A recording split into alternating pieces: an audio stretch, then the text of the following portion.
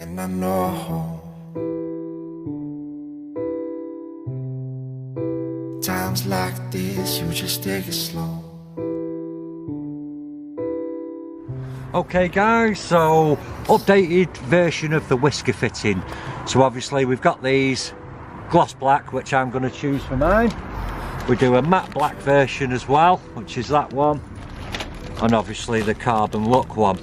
So first of all, you're going to get this and you're going to test fit this just over the car, just to make sure you're all happy with it.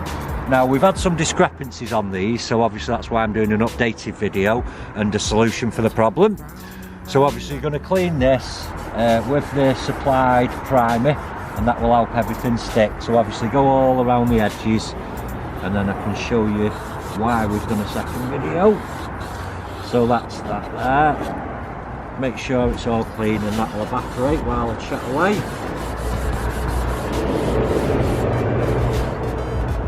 So there we go. So on some of these, we've fitted these ones already, and obviously on the grey version there's no problems, because obviously it's grey behind there and you're not going to see anything.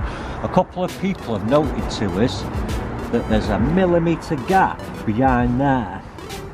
So obviously, depending, you can see on these, the bumper's so flexible it's untrue. So depending how deep or well this is clipped in, then obviously it's gonna, you can see there, it actually moves back and forward. So obviously if you pull that forward while you're doing it, you'll get a dead neat finish on there. Now the solution to that, if you do have it, because it's an absolute nightmare to try and pull that forward and stick that down, is we're going to supply the correct coloured tape for each car. So obviously gloss black for mine. It's cut to shape. We're going to send you a couple of these, and you're basically just going to apply that on the top there. So obviously if there is a discrepancy with the chrome, it's not going to show on mine because obviously it's grey. If there is a discrepancy, you just put that on first, and then obviously when you lay this over the top, there's no problems.